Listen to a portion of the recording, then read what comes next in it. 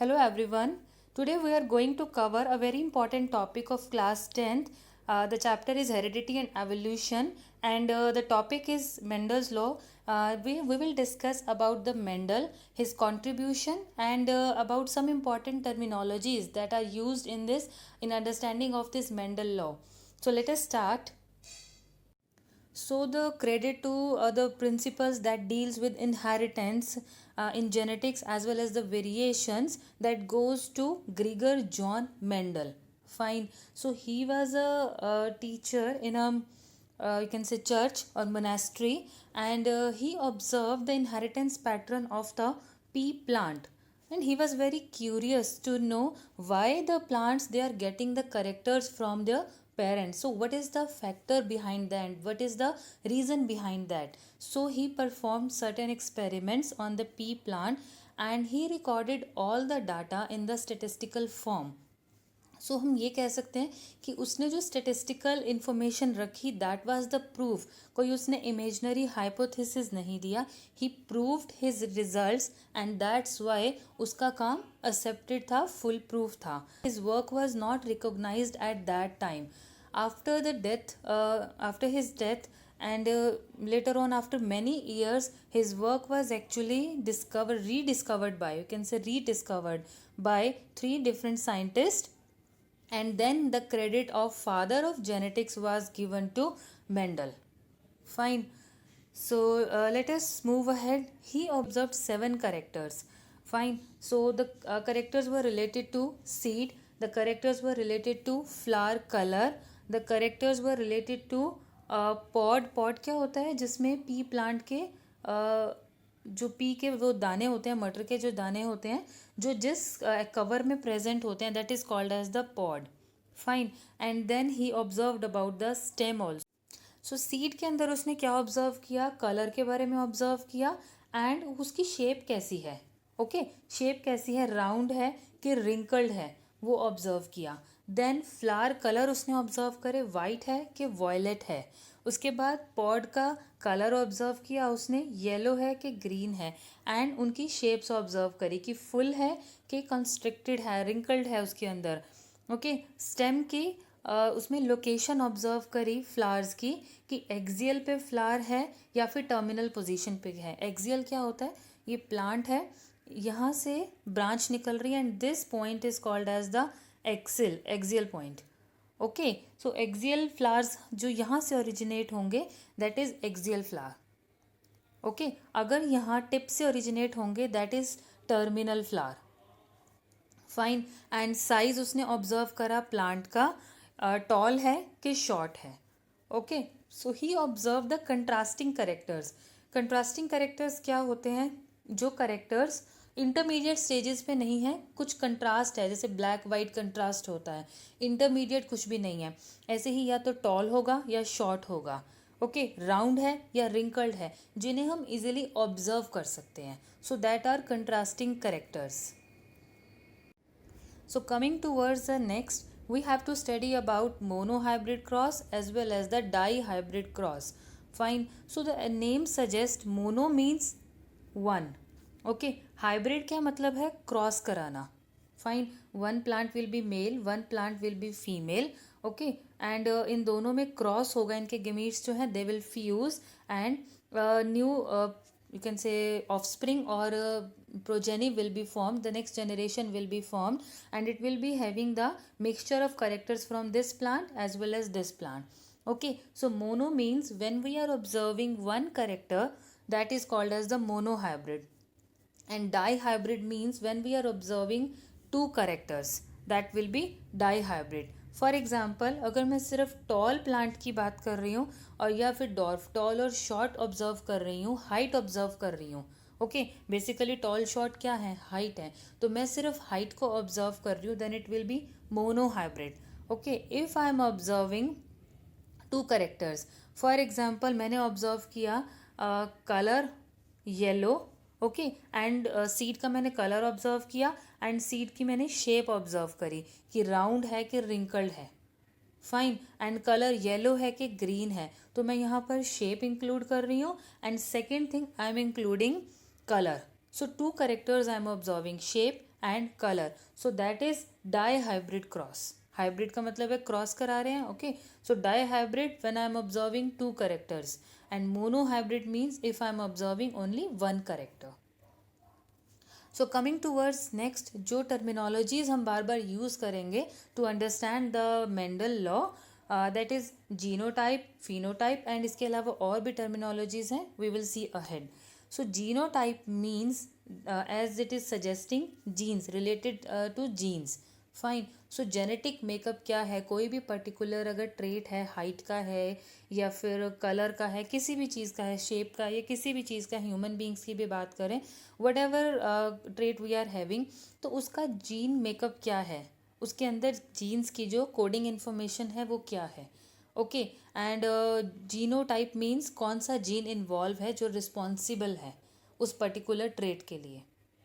ठीक है, कौन सा जीन रिस्पॉन्सिबल है. सो that is genotype. And phenotype क्या है, फिजिकल अपीयरेंस, जो मुझे ऑब्जर्व मैं कर सकती हूँ कि टॉल है प्लांट, शॉर्ट है प्लांट. ओके, प्लांट का कलर, अगर सीड की बात करें, सीड का कलर जो है दैट इज़ येलो या फिर ग्रीन है, ये मैं इजीली ऑब्जर्व कर सकती हूँ. यहाँ पर मैं उसके जीन लेवल पे बात नहीं कर रही, I am just observing the traits by physical appearance. So that is phenotype. हमारे अंदर स्किन का कलर क्या है, हमारे हेयर का कलर क्या है, आइज़ का कलर क्या है, all this comes under phenotype. And if I am talking about the gene, कौन सा जीन इन्वॉल्व है, जीन लेवल पर जब मैं बात करूँगी, that is genotype. Okay, so coming towards next. So Mendel gave three principles, and first principle is the principle of dominance, or we can say law, that three laws he gave, and first law is the law of dominance.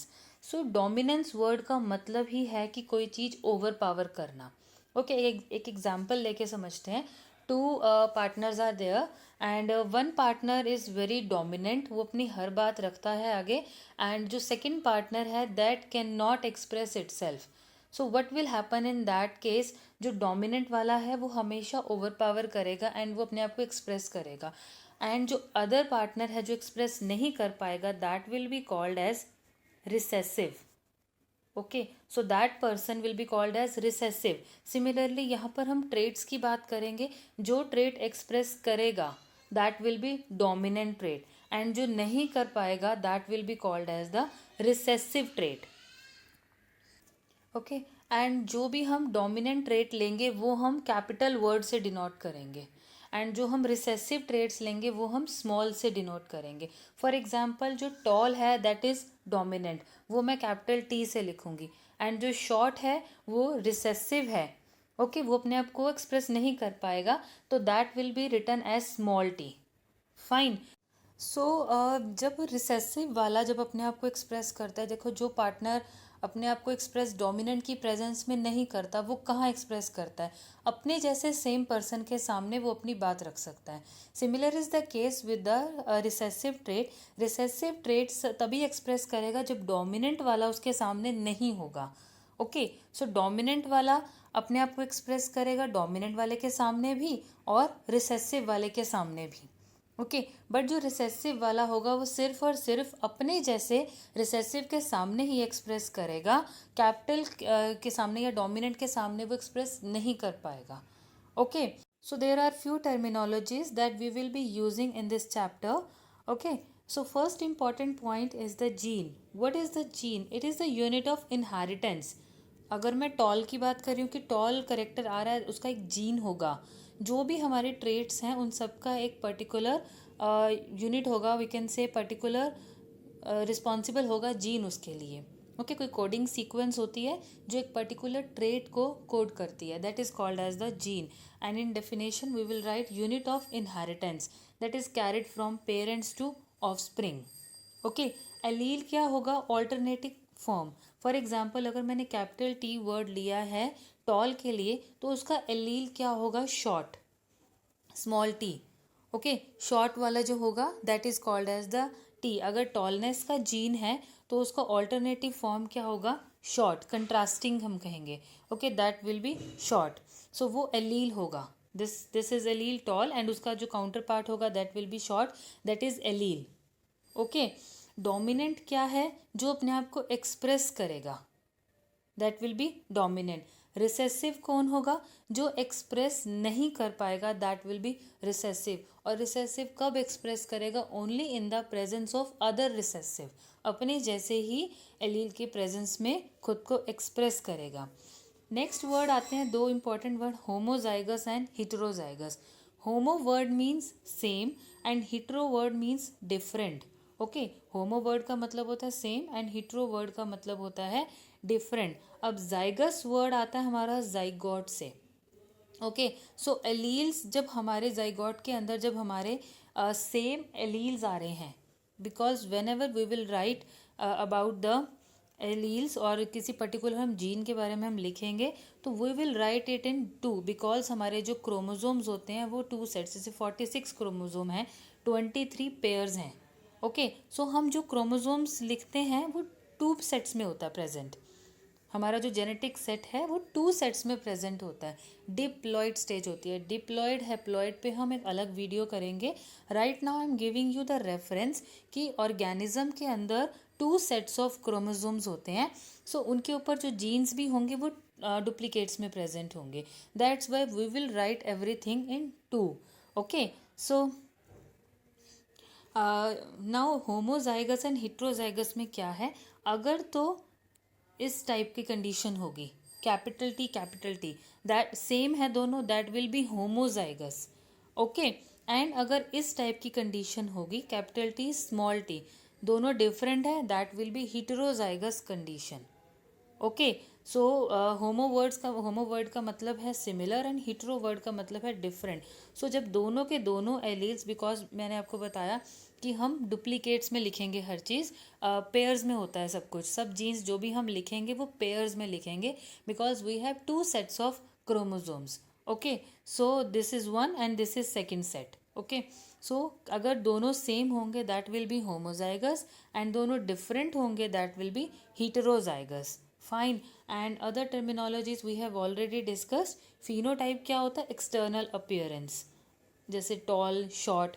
And genotype क्या होगा? उनका gene level पे study करना कि उनका कौन सा gene involve हो रहा है. जैसे टॉल के लिए हमने बताया कैपिटल टी.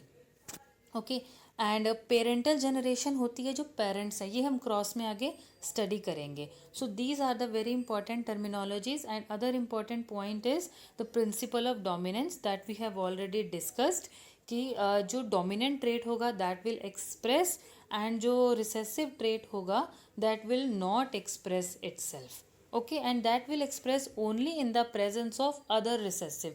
जब तक रिसेसिव के साथ स्मॉल टी वाला प्रेजेंट नहीं होगा ये अपने आप को एक्सप्रेस नहीं करेगा. जैसे दो पार्टनर्स के बीच में जो रिसेसिव वन होता है वो अपनी बात सिर्फ रिसेसिव के आगे ही रख पाता है, डोमिनेंट की प्रेजेंस में नहीं कर पाता. So these things are very very important in this chapter, and we will be able to understand the Mendel's law of monohybrid cross if we are clear with these terminologies. So please go through these terminologies again, and if you have any of the doubt you can write in the comment section. Keep liking and keep sharing the videos. Take care.